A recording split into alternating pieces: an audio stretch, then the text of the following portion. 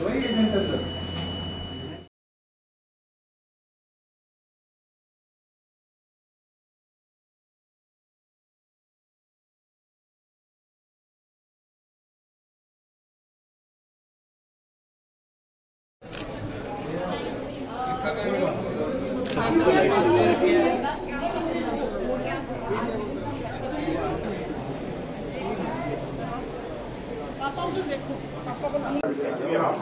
तो प्रजातंत्र का महापर्व है। लोगों ने फैसला करना है कि हरियाणा प्रदेश का जागरूक मतदाता किसको चुन करके भेजता है।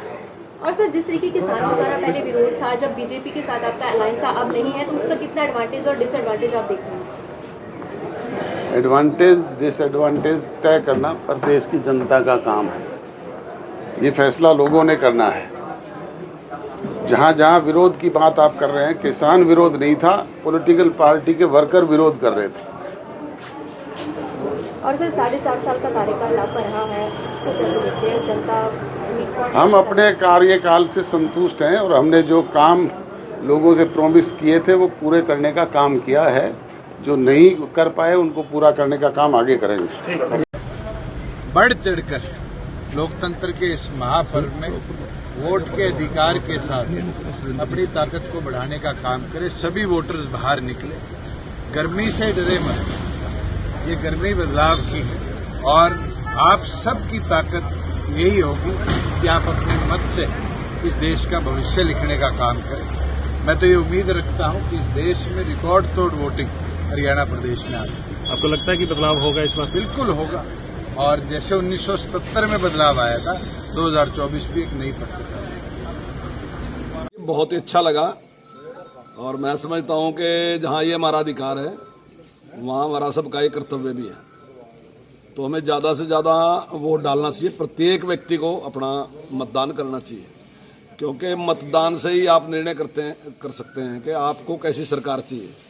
एक देश को मजबूत बनाने वाली सरकार, देश को भूख भय भ्रष्टाचार मुक्त सरकार देने वाला लीडर चाहिए, और दुनिया में जो देश को मजबूत बना सके और आगे बढ़ा सके, ऐसे नेतृत्व की ज़रूरत है। तो ऐसे नेतृत्व को चुनने के लिए हमारी जिम्मेदारी है कि हम सब मतदान करें। कि बहुत उत्साह है लोगों में, और मैं समझता हूँ कि जिस प्रकार से इन 10 साल में काम हुआ, तो निश्चित तौर से लोगों का जो आशीर्वाद है वो माननीय प्रधानमंत्री जी के प्रति रहेगा। सरकार इंडी गठबंधन प्रभावित कर नहीं, देखिए अभी जो इंडी गठबंधन है, जिस प्रकार का उसका व्यवहार रहा है, लोकतंत्र विरोधी व्यवहार रहा है, संविधान के विरोध में उनका व्यवहार रहा है। अभी बंगाल में हाई कोर्ट ने जो फैसला दिया, तो ममता बनर्जी ने साफ इनकार कर दिया कि मैं हाई कोर्ट का फैसला नहीं मानूंगा। तो ये सब कुछ दर्शाता है कि वो संविधान को भी नहीं मानते और नियम कानून को नहीं मानते। और ऐसा व्यवहार कोई एक जगह नहीं, चाहे उनका उत्तर प्रदेश में दिखा लो, कहीं भी लगा लो, जब जब उनकी सरकारें रही इस प्रकार का व्यवहार उनका रहा है।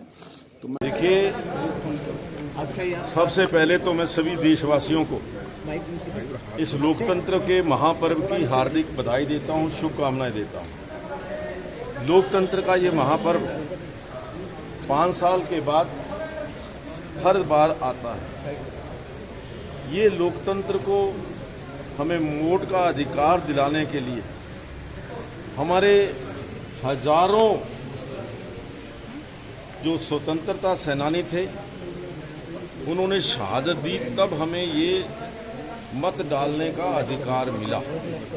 मैं सभी देशवासियों से, विशेष तौर पर हरियाणा वासियों से ये निवेदन करूंगा कि लोकतंत्र के इस पर्व पर अपना अपना वोट डाल करके उन महान शहीदों को, जिन्होंने हमें ये मत डालने का अधिकार लेकर के दिया है, उनको अपनी श्रद्धांजलि अर्पित करें।